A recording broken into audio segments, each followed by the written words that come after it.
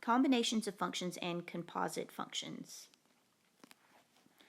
If we want to find the function's domain, as long as the function doesn't model data or verbal conditions, then its domain is the largest set of real numbers for which the value of f of x is a real number. So that just means that we have to exclude from a function's domain real numbers that would cause division by 0 and real numbers that would make a square root negative. So let's look at these examples. If we want to find the domain of each of these, in A, we have just a regular polynomial equation. Well, in a polynomial equation, we don't have any fractions and we don't have any radicals. So as long as those don't exist, then the domain of this function would be just any number. So we could write that in a couple of different ways. We could say in interval notation, if any number is okay, we could say that it goes from negative infinity to infinity, and that would be the domain of the function. Another way that we could write it, if we were going to write it in set builder notation, we would say x such that x is a real number.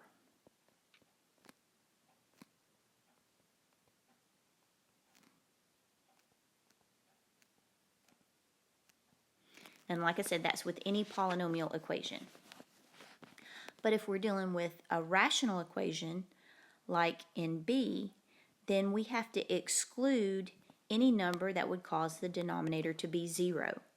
So in B, our denominator is x squared minus 49. Now remember, we don't care about what's in the numerator. We can have 0 in the numerator. So all we're worried about is the denominator. So we need to first figure out what would make the denominator 0. And the way that we do that is just set it equal to 0. So if we were to set the denominator equal to 0 and solve it, since this is a quadratic, this x squared minus 49, we could either solve it by doing the square root method or by factoring. I'm going to factor this. This is a difference of perfect squares, so we would factor this into x minus 7, x plus 7. And then set each one of those equal to 0 and solve. Okay, so if I were to set x minus 7 equal to 0 and solve it, I would get x equals positive 7. And then the x plus 7, if I solve that, I get x equals negative 7.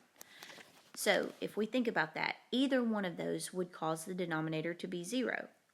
If I took 7 and I plugged it in right here where the x is in the denominator, 7 squared is 49, and 49 minus 49 is 0. But the same thing would happen if I plugged in negative 7. Negative 7 squared is 49, and 49 minus 49 is 0. So we can't use either one of those numbers for this function because it would cause it to be undefined. But any other number would be okay.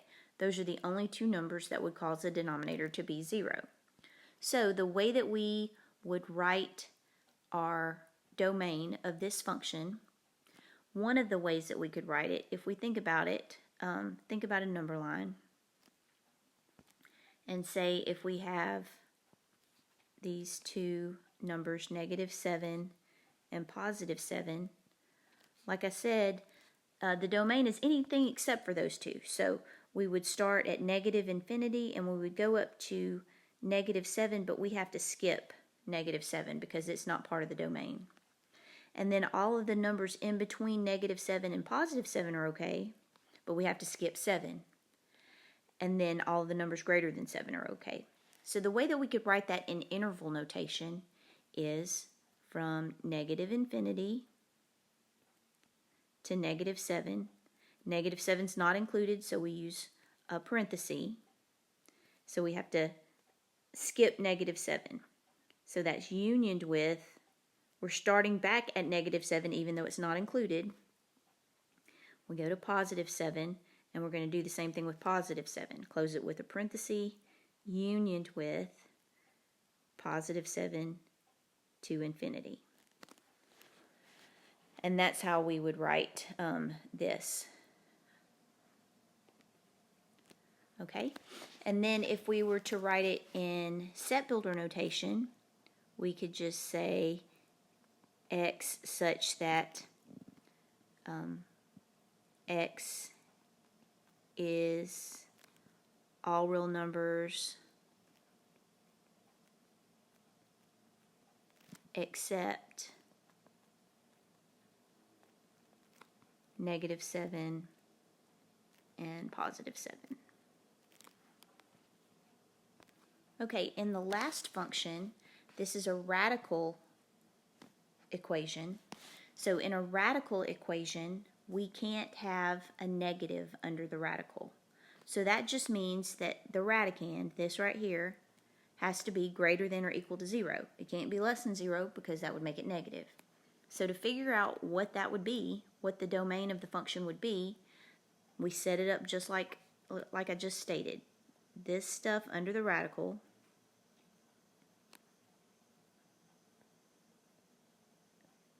has to be greater than or equal to 0.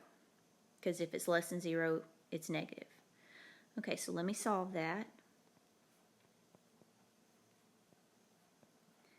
And I have 9x is greater than or equal to 27. Divide by 9. And x has to be greater than or equal to 3. Okay, so let's just think about that for a second. If I were to take 3 and plug it in right here, 9 times 3 is 27. 27 minus 27 is 0. That's okay. It's okay to be 0. But if it were something that were less than 3, this says that it's got to be greater than 3. Okay, so let's think about something less than 3 that would be easy to plug in. Say if I were to plug in 0. 0 is less than 3. If I plugged 0 in right here, 9 times 0 is 0. Well, 0 minus 27 would be a -27, and we can't have that because that's a negative under the radical. So, our domain has to be greater than or equal to 3. And the way that we would write that in interval notation, since it could be equal to 3, we're going to use a bracket, and then it's from 3 to positive infinity. Or if we did set builder notation, it would just be x such that x is greater than or equal to 3. And that's it. Now we're going to talk about operations with functions. So with functions, we can do different operations, all the different operations such as sum, difference, product, and quotient. And when we have two functions, the sum, difference, product, and quotient are defined as shown here. If we're going to find the sum of the functions, we just add the two functions together. For the difference, we subtract the functions. For the product, we multiply, and for the quotient, we divide. As long as the denominator, the function that's in the denominator does not equal 0. Okay, so let's, first of all, we have two functions, f of x and g of x, and we're going to find these different operations on these functions. For a, we are to find the sum of the two functions, so all we do is take the two functions and add them together. Now, anytime we do this, we should start out with each separate function in parentheses. So this x minus 5 in parentheses and x squared minus 1. Okay, so we're adding these together, x minus 5 plus x squared minus 1. Now, we're adding them, so if I were to distribute that plus sign, it's not going to change anything, so I can just drop these parentheses. And then I combine my like terms. Now, it's best practice to write your answer in descending order. So I'm going to start with the biggest exponent first. For my x squared, I don't have another like term, so I just bring it down. And then for my x, same thing, I don't have a like term, so I'm just going to bring it down. But for my constants, I have a -5 and a -1, and when I put those together, I get -6. So this would be the sum of those two functions. Now for B, we're finding the difference of the two functions. Okay, so that's x minus 5 minus x squared minus 1. Okay, so this time when I distribute that negative, it is going to change some signs. So this needs to be distributed to both of the terms in the second set of parentheses. And that would give me x minus 5 minus x squared plus 1. Okay, so I'm going to combine my like terms. Well, my first term would be a negative x squared. And then I bring down my plus x. And negative 5 and positive 1 would give me a negative 4. And that is the difference for those two functions. Okay, the next one is the product of the functions. So I have x minus 5 times x squared minus 1. Okay, so these are two binomials, so we're going to FOIL. So I would multiply the first two terms, and that would give me x times x squared is x to the third.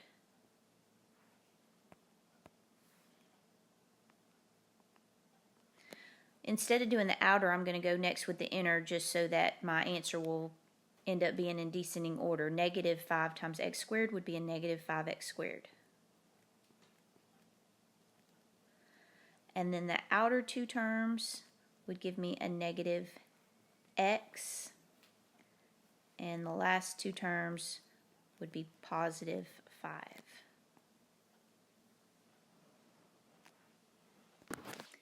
Okay, for the quotient of the two functions, we take the first function, f of x, and put it in the numerator, and divide it by g of x. Now, anytime we have a rational function and part of it can be factored, we need to factor it and just see if we can simplify it. Okay, so the x minus 5 can't be factored, but the x squared minus 1 would factor into x plus 1, x minus 1, because it's a difference of perfect squares. Now, there's nothing we can do with that. If our numerator had been, say, x minus 1 instead, then we could cancel those out, and our answer would be 1 over x plus 1. But that's not the case. Nothing can be simplified. So we just stop here, and this would be our answer. We could write it either way, and that would be acceptable for our answer. All right, here's two more functions, a f of x and a g of x, and they want us to find the following. The sum of the two functions. Well, these two functions are radical functions, and if I write f of x plus g of x, this is what I get. Well, I can't combine anything because they're under the radical, and they're not the same. They don't have any coefficients, so that's all I can do. That would be the sum of those two functions. Now, the domain of the functions, since these are radicals, remember to find the domain of a radical function, our radicand, the part under the radical, has to be greater than or equal to 0. Okay, so we have two different radicals, so we need to find out what the domain of each one of those separately would be. So for f of x, the x minus 3 has to be greater than or equal to 0. Okay, so if I solve that, x has to be greater than or equal to 3. So any number that's greater than or equal to 3 would be okay for f of x. And then for g of x, I have to do x plus 1 has to be greater than or equal to 0. Okay, so then if I subtract that, I get x is greater than or equal to negative 1. Okay, so we're trying to find the domain of the sum of these two. Okay, so that means that we need to know what numbers would be okay to plug in for x for the sum of these two functions. So that really means it's got to be okay in both functions in order for it to be in the domain of the sum of the two functions. So if we think about it like on a number line, the domain of f of x is greater than or equal to 3. So on 3, we would have a bracket, and it would go to positive infinity. And then for g of x, x has to be greater than or equal to negative 1. Well, if I just put these together and I started at negative 1, any of these numbers, if I were to plug it into f of x, then it would cause it to be an imaginary number.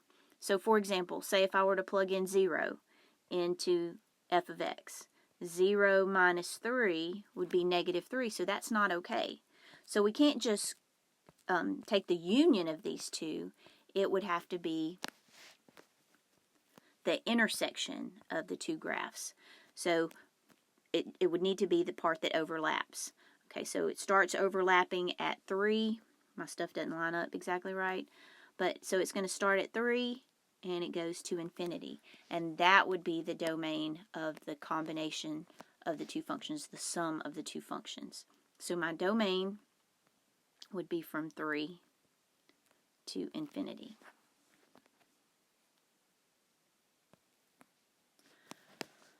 A composite function is when we take one function and plug it into the other function. And there's two different ways that this can be notated. The book that we use uses this notation. I prefer this notation just because visually it makes more sense to me. So what we're doing when we do the composite function is we take one function, so like here we're taking g of x and we're plugging it into f of x. Well, this means the same thing. It's just a different way to notate it. And you just go backwards. We take g of x and we plug it in to f of x. So we're taking the whole function and plugging it into the other function every place we see an x.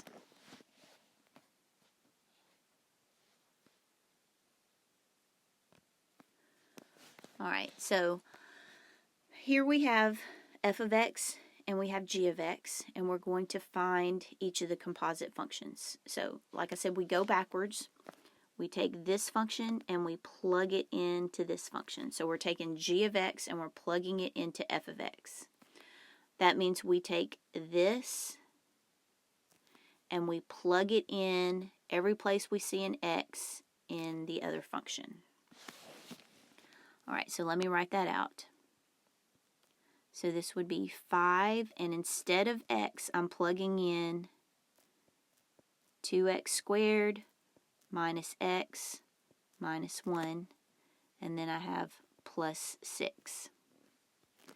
Okay, so then I just solve it, or actually simplify. I can't solve this. So I would distribute the 5, and that gives me 10x squared minus 5x minus 5 plus 6. All right, so if I want to combine like terms, I would get 10x squared minus 5x plus 1. And that would be the solution. Okay, we have the same functions, but this time we're going to find g of f of x. So we go backwards, we take this function and plug it into this function. Okay, so we're going to take f of x and plug it into g of x, but g of x has two places where there's x's. We got to plug it in there and there. Okay, so this would be 2, and I have x squared. Well, my new x is the whole f of x function.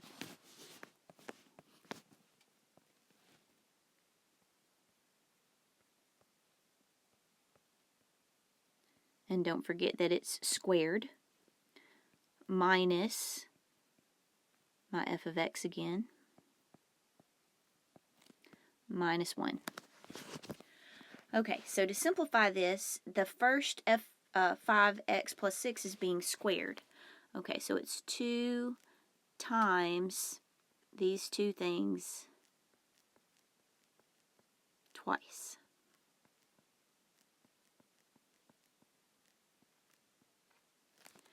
All right, and then I'm going to go ahead and I can get rid of these parentheses by distributing the negative. So that would be minus 5x, minus 6, and then minus 1. Okay, so let me FOIL those two binomials. This would be 25x squared plus 30x plus another 30x plus 36 minus 5x, and then if I combine negative 6 and negative 1, that would be negative 7. Okay, so then let me simplify this stuff in the brackets. If I combine my like terms, I get 60x.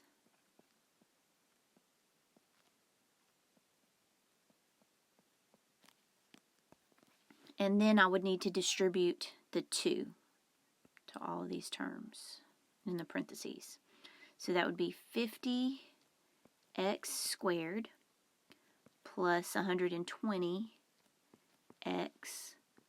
plus 72 minus 5x minus 7. And then when I combine like terms, 50x squared, and then that would be plus 115x plus 65. And then that's it. We can't solve this. All we're doing is simplifying when we plug in functions into our composite function.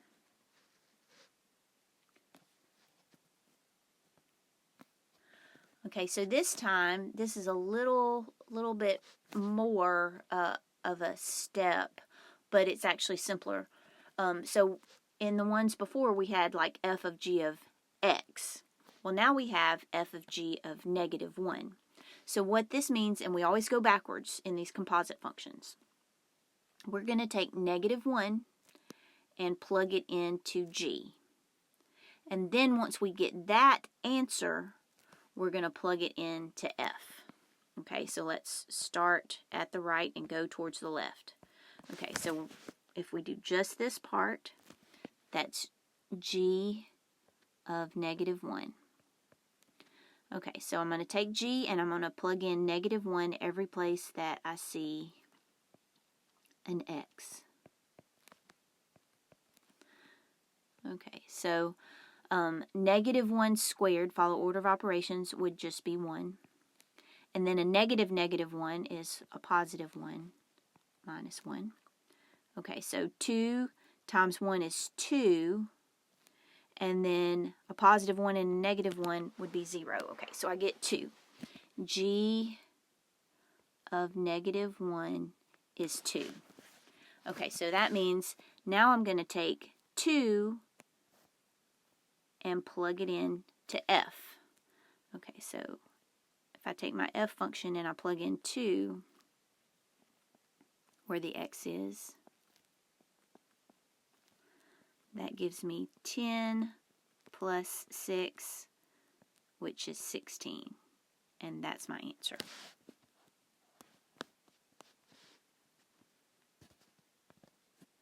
Okay, so let's do one more.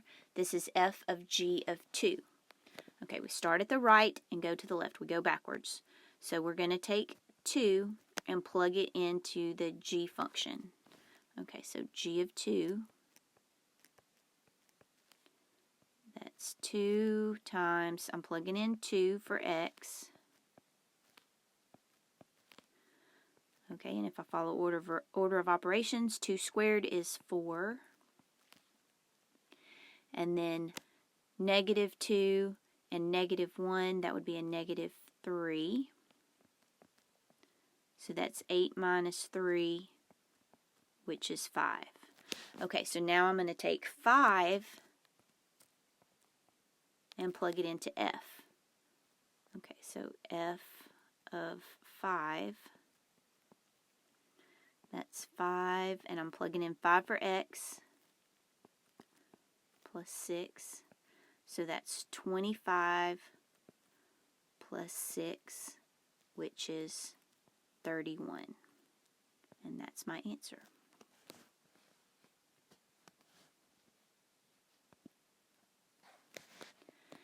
Excluding values from the domain of the composite functions, the following must be excluded from the list of possible values of x.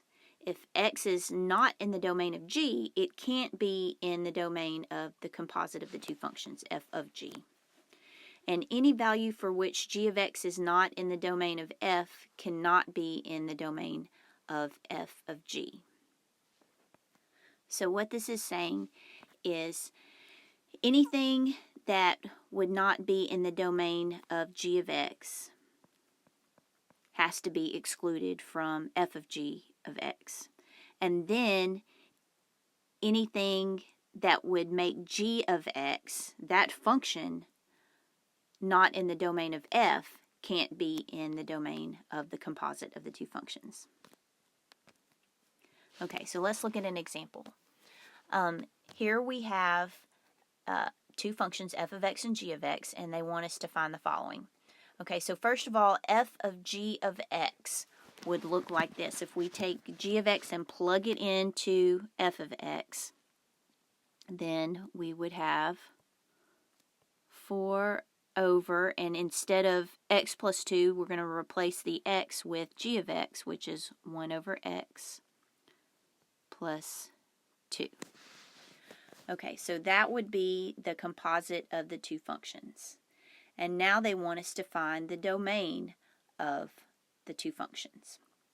Well, first of all, we know that anything that would cause g of x to have a 0 in the denominator has to be excluded from the domain. So what could we not have in the domain of g of x? Well, we know that x cannot equal 0, because if I were to plug 0 in for x in g of x, that would be 1 over 0, and that would be undefined. But we also have to exclude from the domain anything that would make the domain of the composite of the two, the denominator of the composite of the two 0. So anything that would make x over 1 plus 2 0 has to be excluded from the domain. So to figure out what that is, we just set it equal to 0 and solve. Okay, so I'm going to subtract 2. And I have 1 over x equals -2. Okay, so I have to get that x out of the denominator, so I'm going to multiply both sides times x. And that gives me 1 is equal to a -2x. Divide by -2. And I get a -1/2 equals x. So if I were to plug in, and you can test it out, if I were to plug in -1/2 right here, that would be the same thing. 1 divided by a -1/2 would be the same thing as a -2. A -2 plus 2 would be 0, so that would cause that to be 0. So that just means this -1/2 and 0 have to be excluded from the domain of the composite of the two functions. So the domain would be all real numbers except -1/2 and 0.